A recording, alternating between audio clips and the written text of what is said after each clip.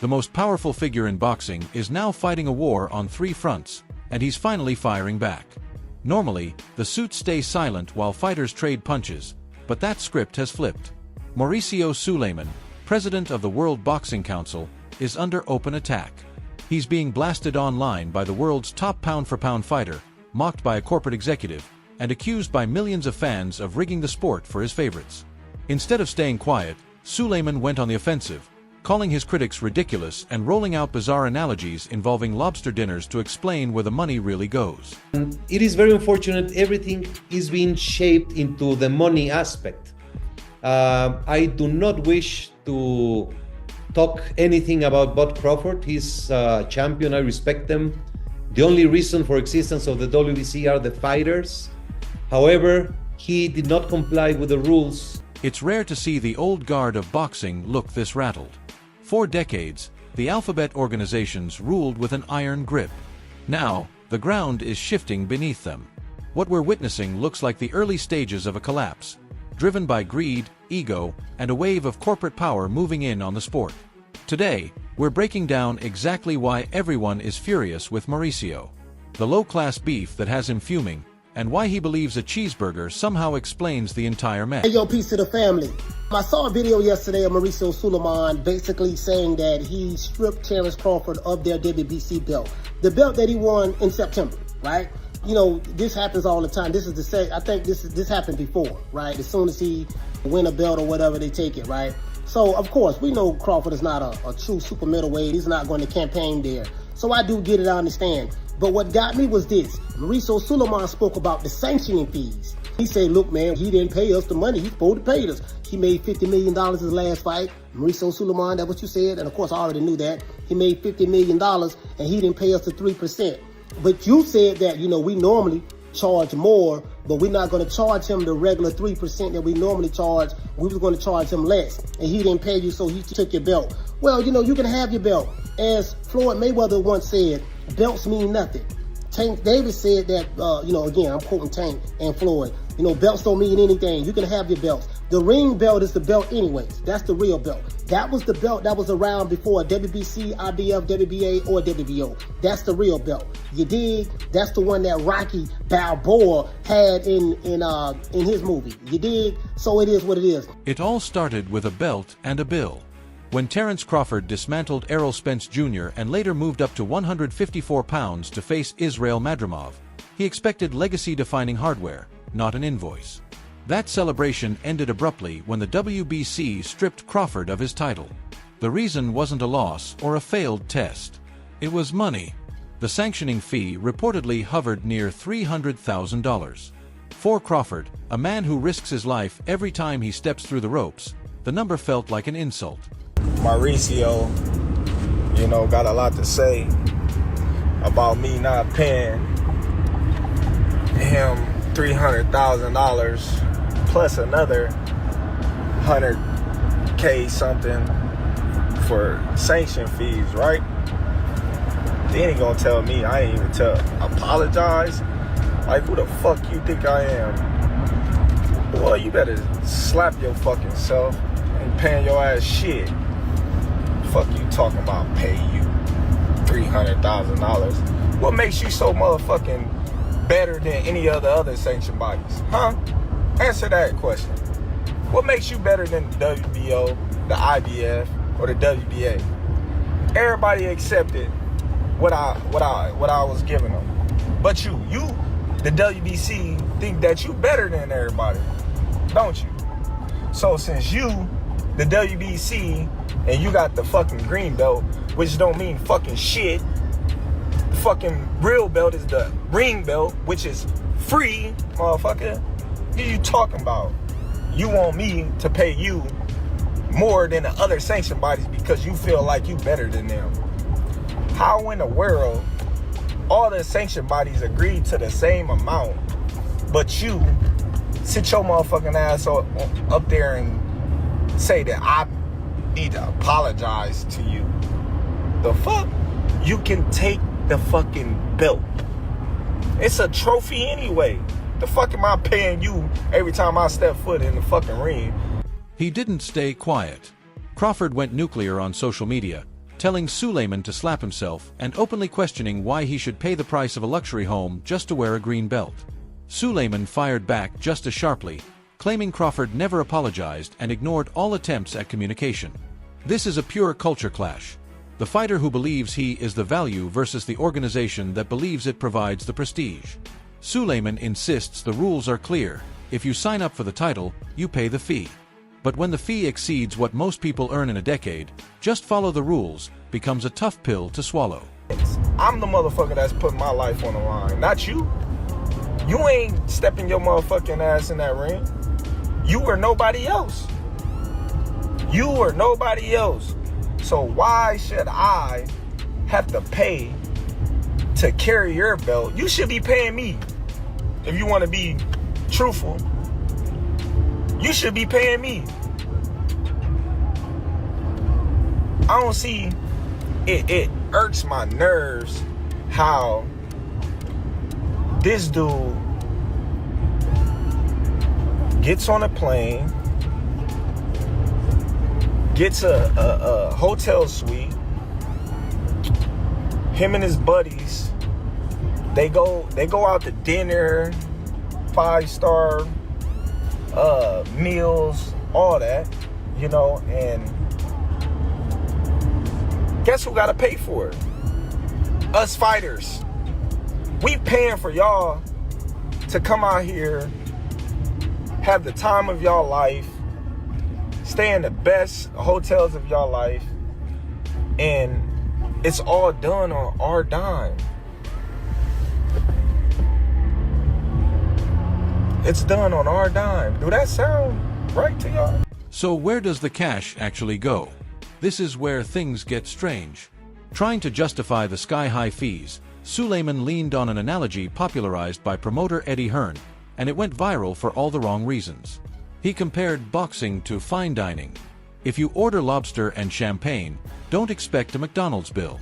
In his view, the WBC is the lobster, a premium product with a premium price. He claims the money funds medical research, anti-doping programs, and insurance for retired fighters. On paper, it sounds noble. To critics, it sounds hollow. The sanctioning bodies don't promote the fight, don't sell tickets, and don't take punches, yet demand a massive cut. The analogy collapses because the fighter isn't the customer. He's the chef, the waiter, and the meal. Single penny that comes into the WBC goes back to boxing. We have employees all around the world. We have operations. Every fighter who steps into the ring has a life insurance provided by the WBC, medical insurance provided by the WBC.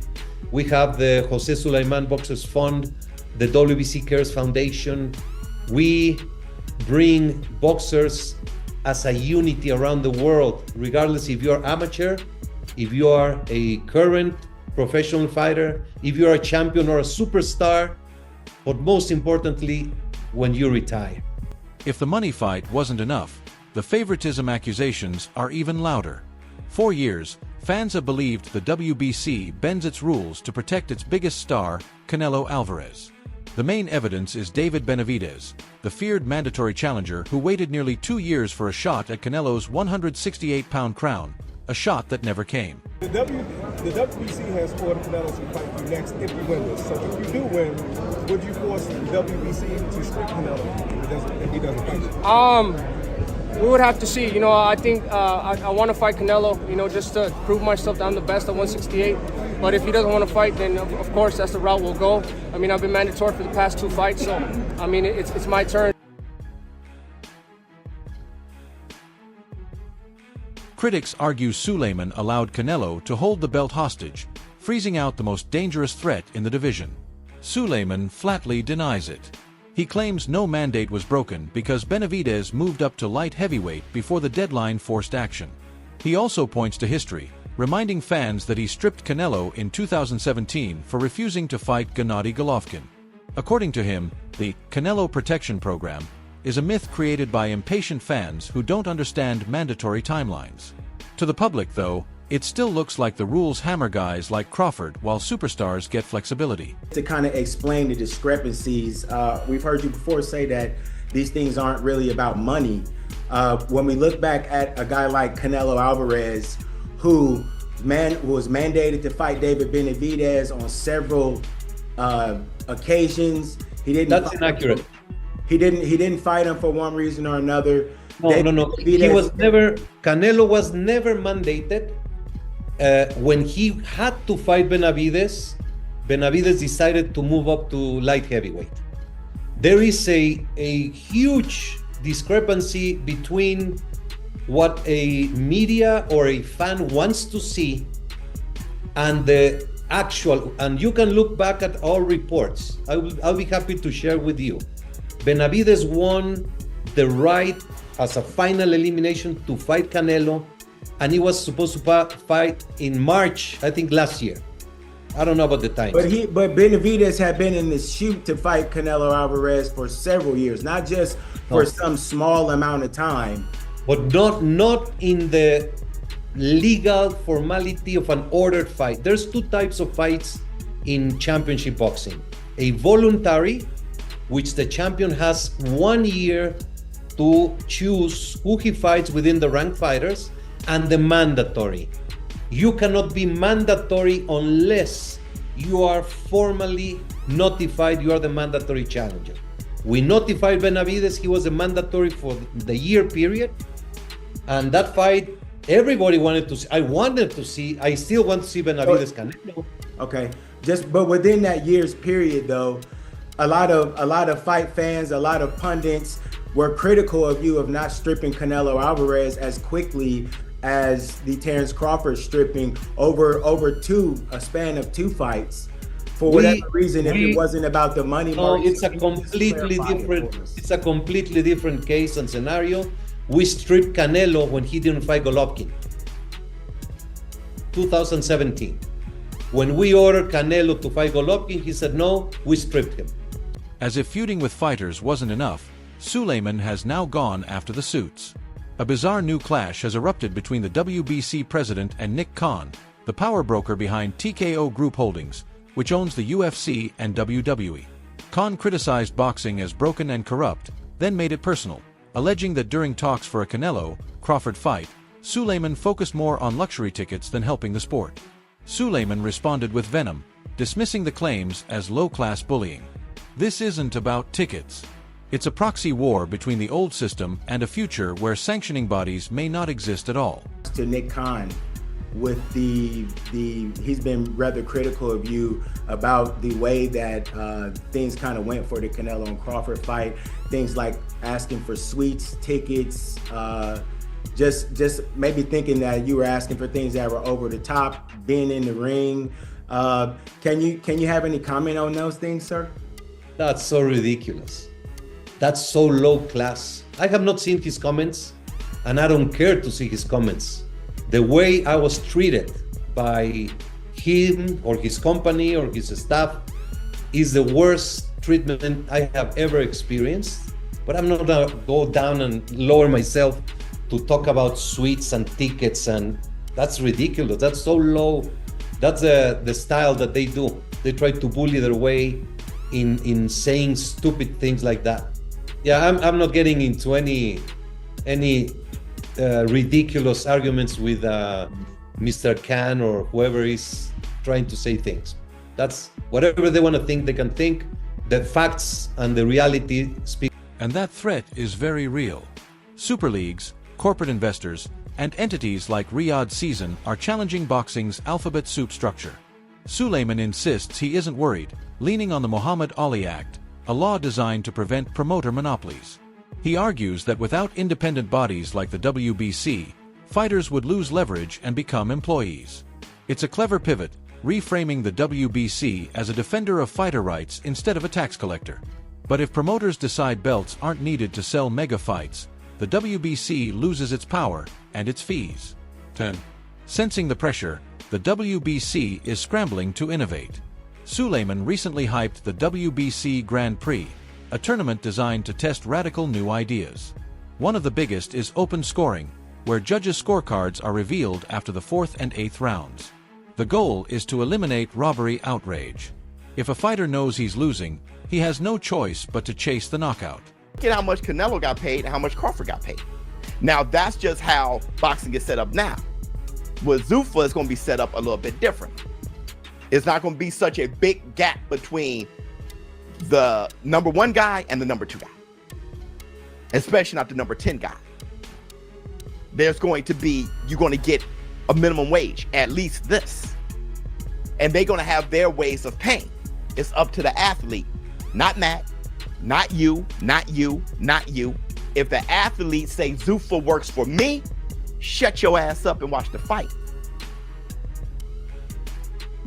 Because you got a lot of people right now who are electricians fighting Shakur Stevenson. Black eye got to go back to work. If they get busted up too much in a ring, they ain't gonna be able to take care of themselves because they can't go back to work. The way boxing is set up right now, while there's a huge distrust for Dana White, and I understand, you're not thinking about how it's set up right now. They're also experimenting with qualitative scoring to break draws and a safety button that lets cornermen instantly stop a fight by lighting up the ring posts, bypassing the referee. It sounds futuristic, but it also feels like desperation. A clear attempt to prove the organization adds value beyond taking a percentage of the purse. Fixing judging disasters is the one problem everyone agrees needs solving. That's about the WBC finals, the WBC Grand Prix finals, and just kind of how the tournament came together is so sensational. It's been a wonderful experience. It was a dream of my father, Jose Sulaiman, to have a professional boxing World Cup. It was going to happen 2013. Unfortunately, my dad passed away and the concept died. His Excellency Turki Al-Sheikh saw the project, loved the concept and supported it, and it became a reality. It has been a very long journey from preparation, from getting the applications out around the world, to getting 52 countries signed up with 132 fighters. 124 fights already has happened. And we're going to the finals with a great enthusiasm. 8 fighters dreaming to win the Jose Sulaiman Cup, to win the Grand Prix, the huge amount of money, and becoming superstars in the boxing world. Mauricio Sulaiman is fighting to preserve a legacy that's slipping away. He closed his defense with a feel-good story about Kevin Ramirez, a street sweeper who reached the Grand Prix finals, a classic boxing fairy tale. But one inspirational story doesn't erase $300,000 fees, favoritism accusations, or petty corporate feuds. The truth is simple: the lobster is getting too expensive. Fighters like Crawford are realizing they are the value, not the belt. As new money floods in, Grand Prix has been a great lab where we have performed many of the WBC implementations. And for example, the open scoring, it has been working fabulously around the world, not in the USA and not in the UK.